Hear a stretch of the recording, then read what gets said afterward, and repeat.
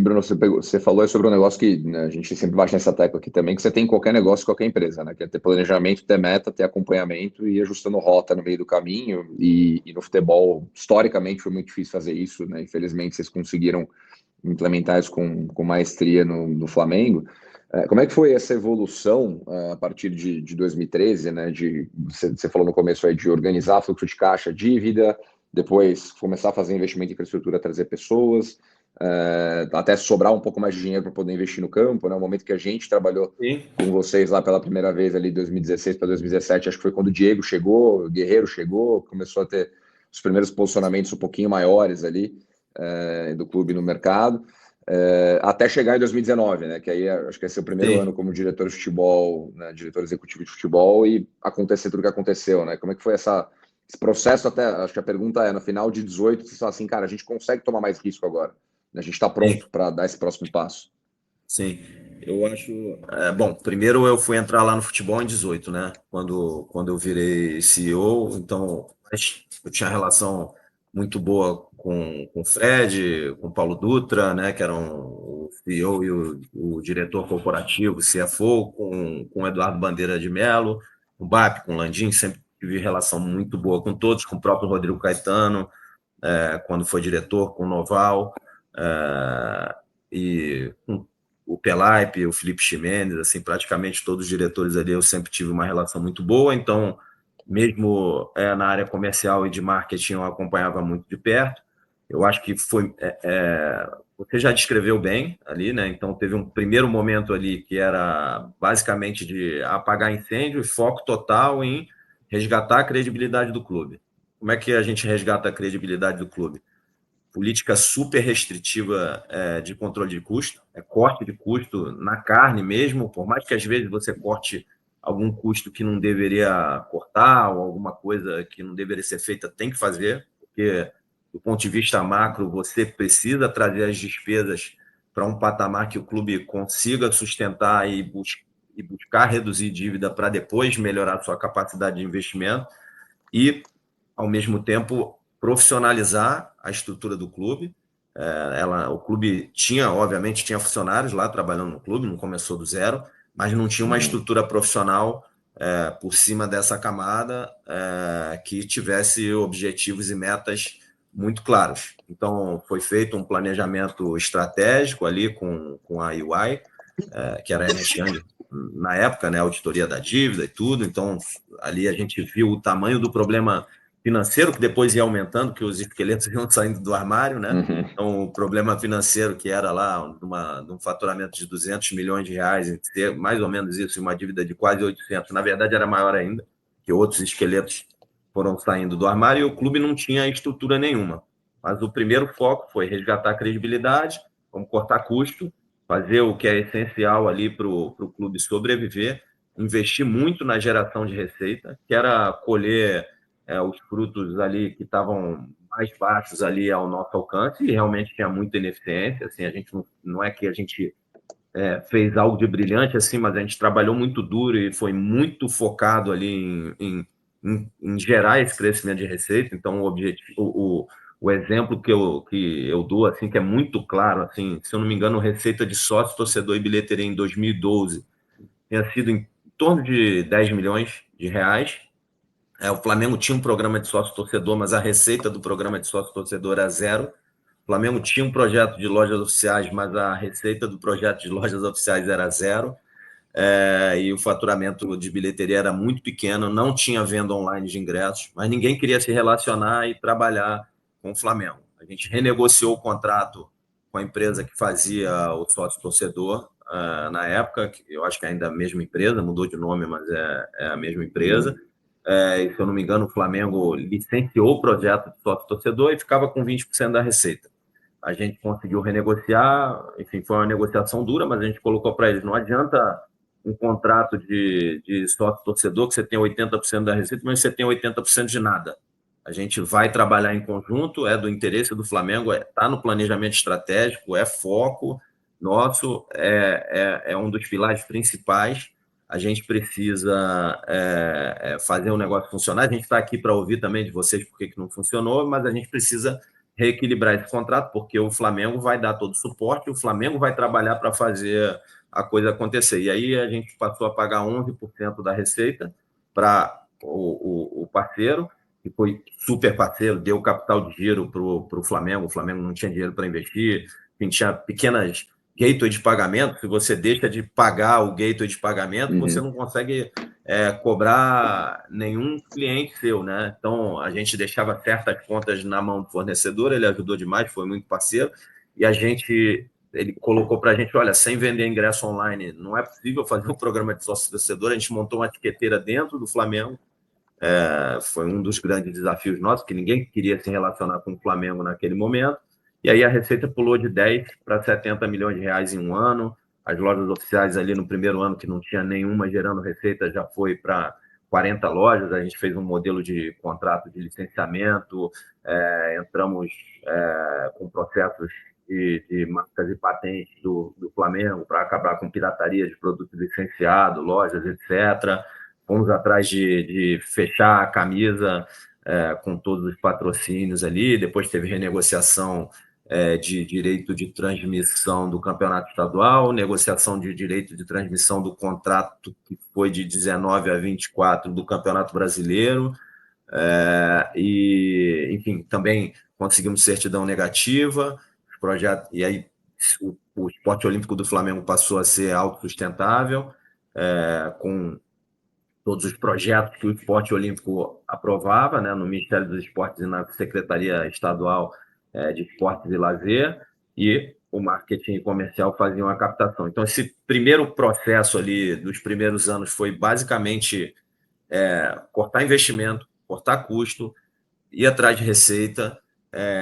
O Flamengo começou a dar lucro, né? Mas esse lucro não podia ser reinvestido na atividade, ele era todo feito para abater dívida. O Flamengo também renegociou e repactuou uma série de dívidas, tanto com fundo de investimento, com bancos, repactou taxa, prazo de pagamento, com agentes, com jogadores, trabalhista, tudo isso, mas o Flamengo passou a honrar todos os seus compromissos. Eu lembro que assim, a gente não sabia mês a mês o que ia acontecer, né? Porque era uma situação muito instável, a gente tinha que correr atrás de receita com muito afinco, controlar custo. O primeiro dinheiro que entrava no caixa, a gente fazia o pagamento do parcelamento fiscal, pagava os impostos, depois pagava salário, depois ia pagando todos os compromissos. Mas, assim, o clube como um todo assim, era muito duro em todas as negociações, mas já dentro de um planejamento e dentro de objetivos e metas que tinha em cada área, já foi criando uma cultura de só se comprometer com aquilo que a gente podia honrar.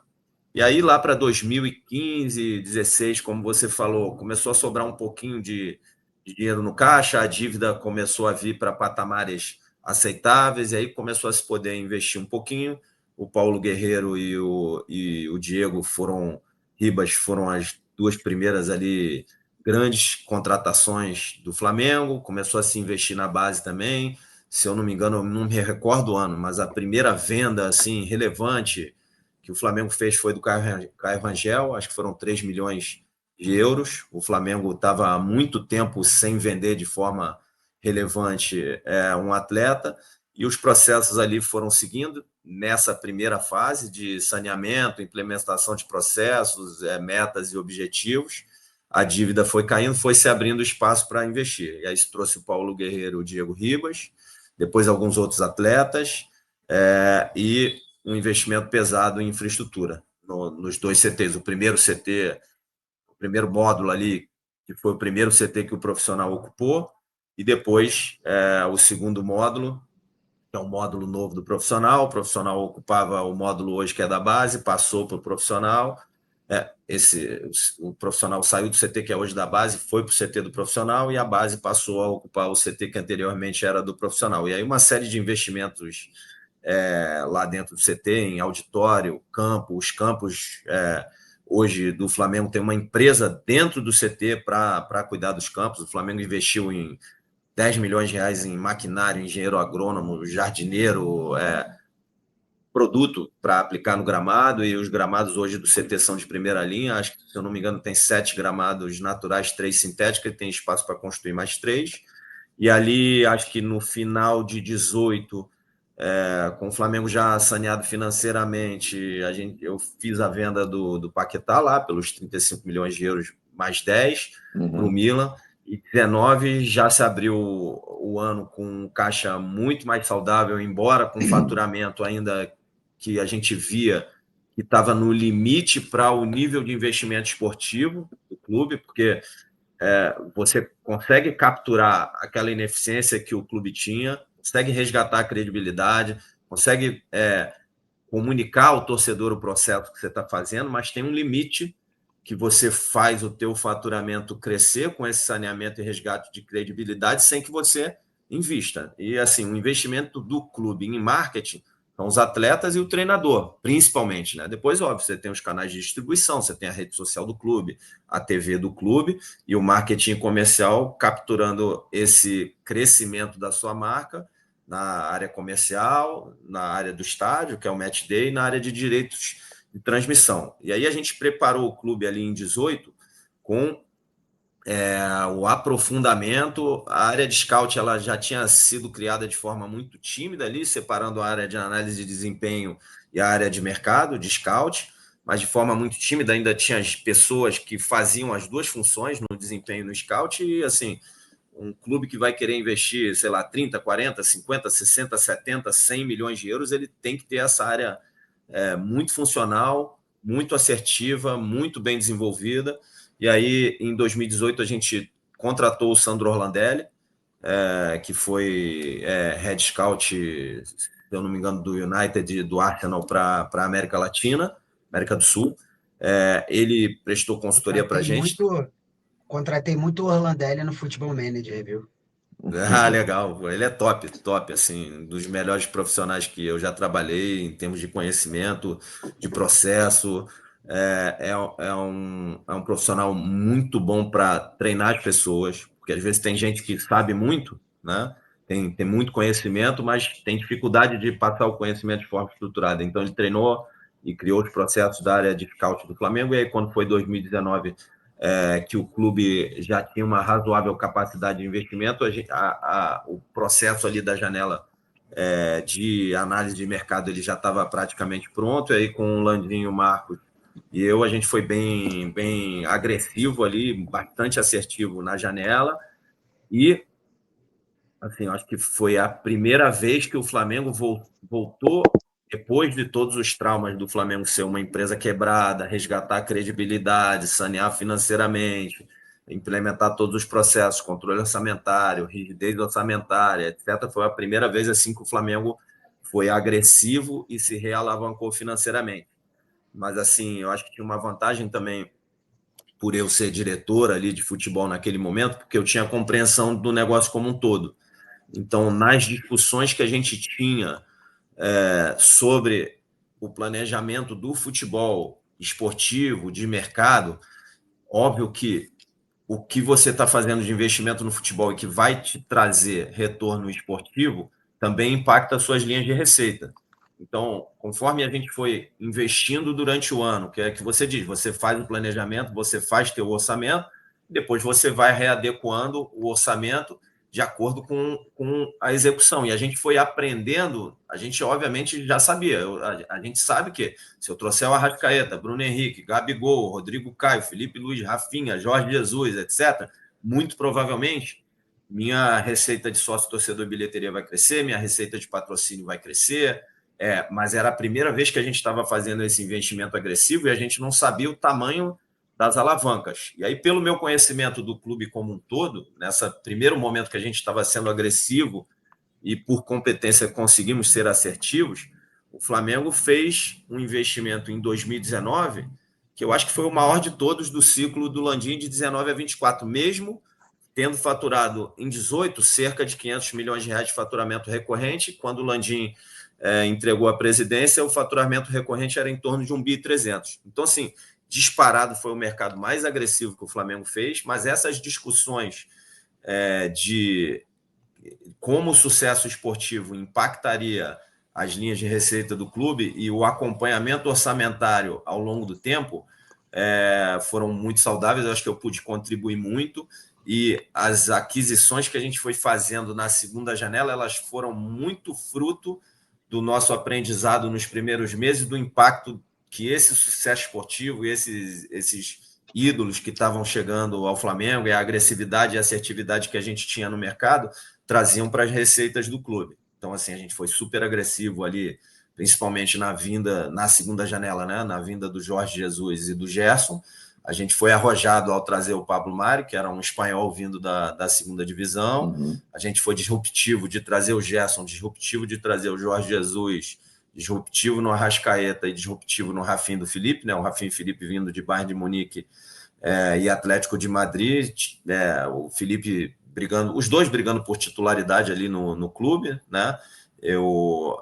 O Felipe, eu não me lembro se era com o Lucas Hernandes ou Theo Hernandes, lá no Atlético de Madrid, e o Rafinha com o Felipe Lan, e o Felipe titular da seleção brasileira, e o Jorge foi o primeiro treinador esportivo, treinador estrangeiro que conseguiu ser campeão brasileiro. A gente foi muito agressivo, porque o custo era muito alto para a realidade brasileira, era um risco financeiro enorme, e a gente conseguiu, dentro desse planejamento, criando a área de transição, gerar novos ativos para o clube. Então, você tinha uma série de garotos da base ali, Yuri César, Jean Lucas, enfim, Vinícius Souza, Natan, O Rodrigo próprio Renier Muniz. também, né? Que entrou na O rotação. Renier a gente vendeu em 20, mas o Renier, assim, já é um caso que é similar ao Vinícius, ao Paquetá, que são atletas de seleção brasileira e que ia dar uma receita, assim, a chance de dar uma receita era muito, muito grande, mas a gente criou essa área de transição e a gente tinha uma confiança enorme que a gente ia conseguir emprestar, desenvolver e vender esses jogadores que anteriormente não se conseguia fazer receita na base, criar uma linha de receita nova de venda de atletas que suportaria o investimento no futebol profissional. A gente também, dentro desse processo, deixou bem claro que o cliente da base era o futebol profissional do Flamengo, e o que a base tinha que fornecer ao futebol profissional do Flamengo era atleta de nível de compor um elenco ou ser um titular, ou recurso financeiro. Então, todo o objetivo e todos os processos da base passaram a ser focados em: eu preciso formar atletas para o futebol profissional do Flamengo, ou formar atletas que possam me gerar algum retorno financeiro no mercado. Se não tiver dentro desses objetivos, você vai ajustando os processos, liberando os jogadores ali, cortando o custo na base para outros clubes, se a projeção do clube para esses atletas não tiver encaixada dentro desses objetivos. E aí, acho que como o Brunão falou aí, a gente montou esse time, que foi a primeira geração vencedora, depois fez uma transição para uma segunda geração vencedora ali do ano de 22, e depois para uma terceira geração vencedora que ganhou o estadual de 24, Taça Guanabara, Copa do Brasil, a Supercopa 25, o estadual e Taça Guanabara 25, e está disputando todos os títulos. Então, assim, esse processo, como o processo orçamentário, todo processo dentro do clube você planeja, depois a realidade te traz um rumo que você vai ajustando esse planejamento, e, enfim, porque o desempenho dos jogadores, você não controla totalmente, né? O que um jogador desempenha ao longo do tempo, se o atleta vai querer se aposentar com 34 anos, com 38, com 37, se ele está desempenhando nessa idade ou não, se vem uma proposta, por exemplo, o Wesley agora, que foi vendido por 30 milhões de euros para Roma, uma proposta dessa que é muito boa para o clube e para o atleta, você não controla, né? Você trabalha para o atleta se desenvolver, mas e aí você vai ajustando o seu planejamento. Mas a gente conseguiu ali formar 3 equipes vencedoras e de forma muito sustentável financeiramente, sempre conectando com essas linhas de receita e tornando receitas tradicionais do futebol, né? Match day, comercial e direito de transmissão, e também tornando a base muito rentável com não só as grandes estrelas, mas também atletas que podiam ser emprestados, que podiam ser cedidos compartilhando direitos econômicos, com vendas mais baixas, com vendas com compromissos de bônus e outros add-ons e sell-on fees ali, né?